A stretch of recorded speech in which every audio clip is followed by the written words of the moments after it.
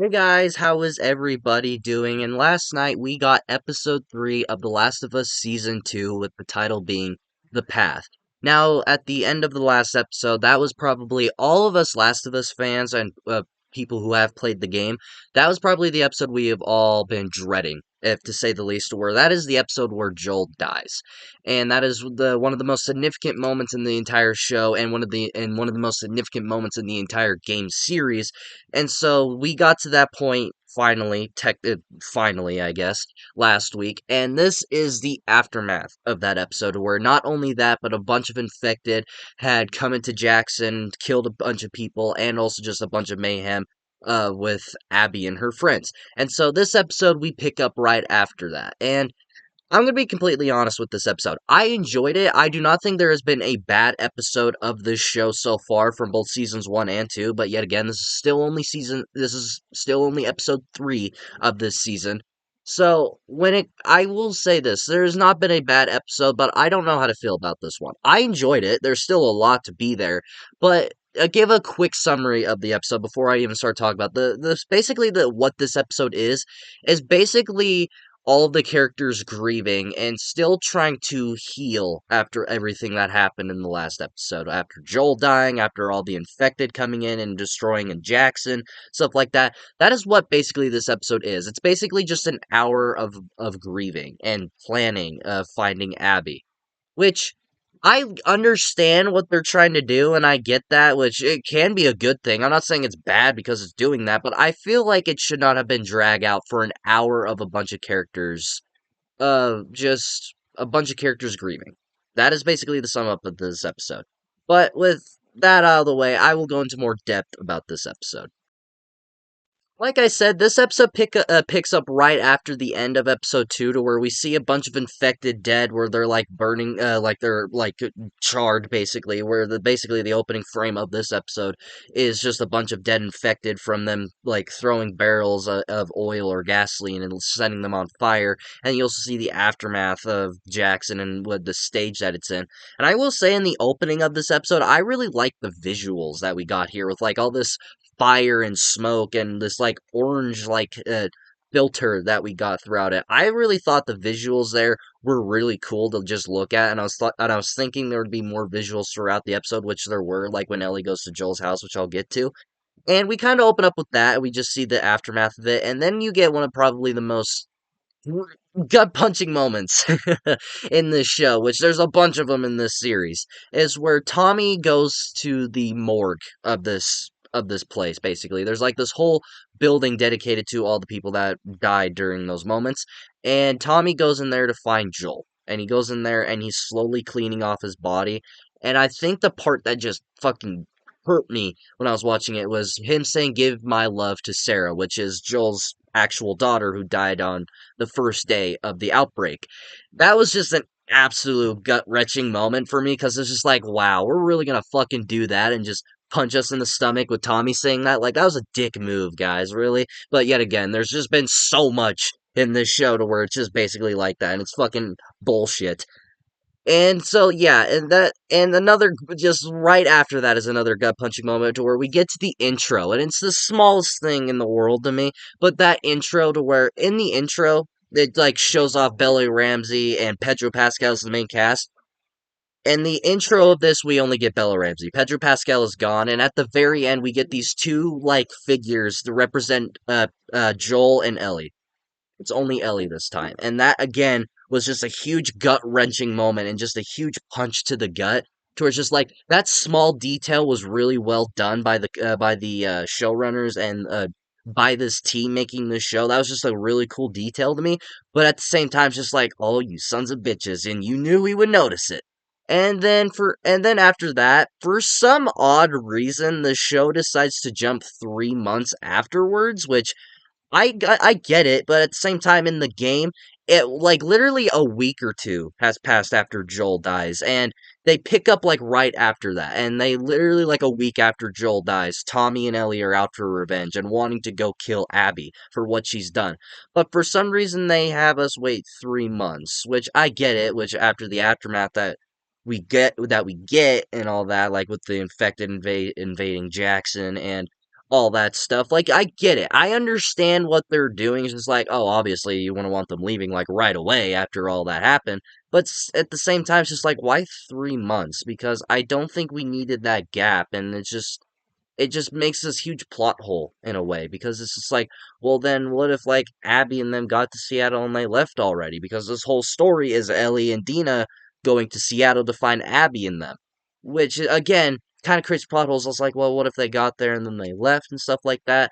It's just like, I don't know. It's not that big of a deal, but at the same time, it's just like I don't understand why 3 months, and it just feels weird that we jumped that much. It was just, I don't know. I get what they're doing because of the infected. Got to rebuild the town and stuff like that.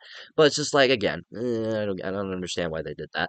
But overall, I was just like, okay. But moving on from that, and then we pick up with Ellie and the aftermath of Joel's death, where she's in the hospital. She's still healing. She's been supposedly doing some sort of physical therapy, from what they kind of hint at, and they also do actual therapy with the one girl that is, I forget her name already. That's the mom in Beetlejuice and the mom in Home Alone. She comes in and they have her do therapy, which you can clearly tell that Ellie is still damaged by it.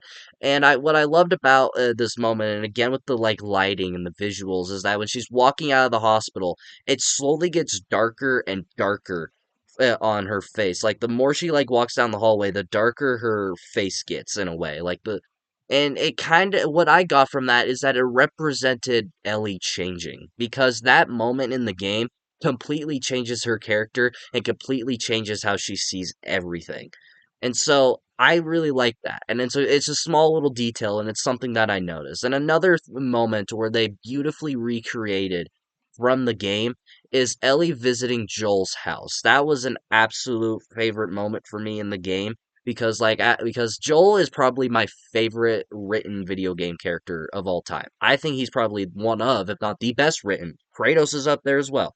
Like, I just feel Joel's one of the most best written video game characters out there, and he's one of my personal favorites. And so the moment in the game to where you go into his house and just look at all this stuff, look at his gun that which you end up taking throughout the game, and just like smelling his clothes and stuff like that, they beautifully recreated here, and they beautifully recreated that house to make it look exactly from the game, which they have done a beautiful job at doing throughout this entire show. Has just been doing that. And I just really loved how they recreated that because it was such a gut-wrenching moment, especially when Ellie goes up and just smells Joel's coat just to smell him one more time, basically, or get it to feel his presence, if that makes sense. Which I thought was just, again, they beautifully recreated it. I really love how they've been doing that with this show, and this adaptation is just beautifully recreating moments from the game. What the fuck is wrong with my nose? So yeah, I thought that was beautifully, that was absolutely beautifully recreated. And then we kind of jumped to this town hall meeting, this weird town hall meeting, and where everyone's having a vote because Dina did not want to tell Ellie information about Abby and them because she was still healing in the hospital and knew that she was going to instantly try and go and find them, which she needed to heal after what happened. And so she didn't tell her or Tommy anything. And now that Ellie's out of the hospital, she decided to tell her. And so Tommy and Ellie kind of just try to decide to go out and find her and kill her. And so they have this town meeting because obviously they have that, which I thought was a weird addition. They do that to kind of decide what to do. And so they have the town meeting, they have people talk about it's just like, let's not let our grief and our anger get to us and just just let it be. It hurts and we want them to make them pay and feel and do something what we think is right. But at the same time, let's just not do that. And then there's other people saying these bastards came into our place and killed one of our own, and you're just expecting expecting us to just let it happen and just let it act like it never happened and have us forgive them? No, I think we don't want that. We want to kill them, and I agree with that. That's a pretty good moment. And you also got the old guy. I think his name is Seth, who accidentally called Ellie a certain word for a lesbian, which I will not repeat here. And then, like, he's kind of in on it for some reason, which I thought was a nice surprise, of which I thought that was kind of cool how they kind of pushed his character in this adaptation, which I did not expect because he only shows up for like one scene in the entirety of the video game. And so I thought it was really cool how they kind of did something with him in this.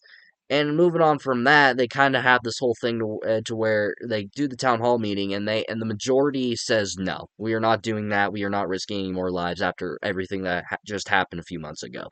And so Ellie does not care because her mind is set on finding Abby and killing her. To where we cut to a scene which, again, with the details, I love how they got her a workbench in this show, to where that's one of the best parts of the game is just being able to add on to your weapons and do upgrades.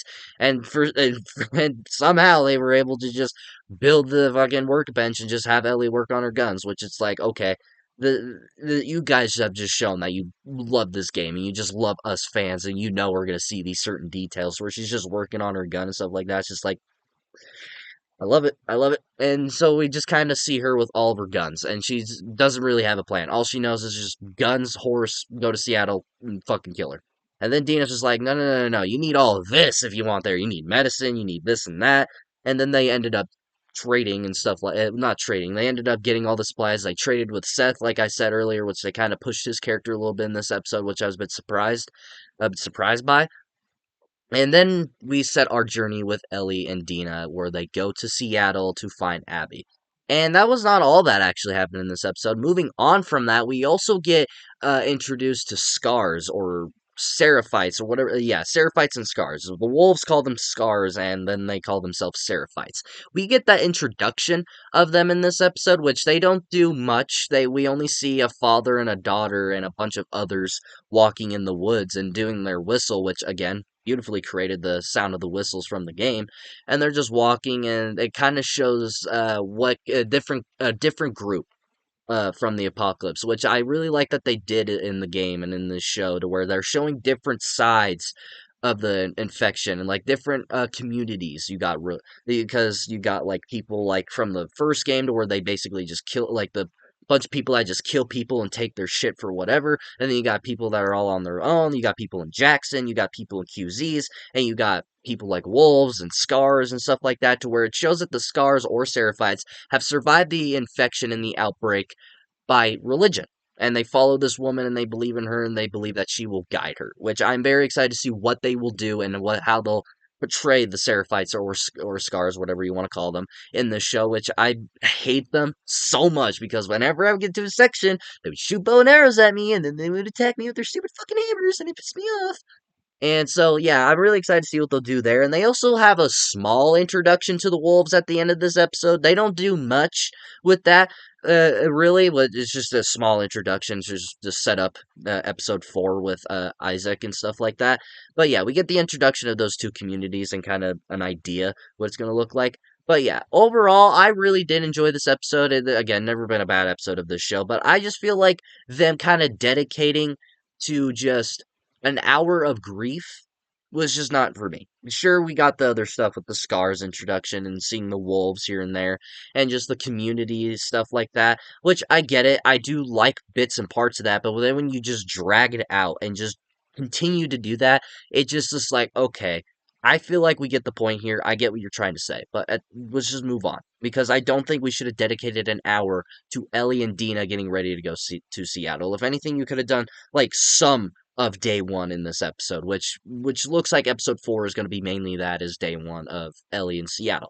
Which, I don't know. I'm still excited for the show. I'm still enjoying it. It's still a great adaptation, in which I knew this show was going to be divisive because of that game's divisive, excuse me, as well. So I did not expect everybody to love this show, and especially seeing people have been divisive the last 3 episodes. Episode 2, everyone seems to favor as well, which it's not hard to. It's a beautiful episode. But it's just like, I don't know. I knew it was going to be divisive. I still enjoyed it, but again, let's I just I don't know. And it was also just nice to get another breather because after this, I feel it's this is where it's going to be nonstop here from now. But overall, I still enjoyed it. I still thought it was a good episode. And yeah, I still enjoyed it, but again, just the dragged out hour of grief. I felt like there could have just been a lot more than just that. But let me know what you guys thought about episode 3 of The Last of Us Season 2 down in the comments below, and we shall talk about it. Did you like this episode? Did you not like this episode? Let me know in the comments below. Once again, we will talk about it. And if you like this video, like it. If you love to subscribe, hit the bell notification so you will get notified for all my latest videos. And of course, until my next video, see you all next time.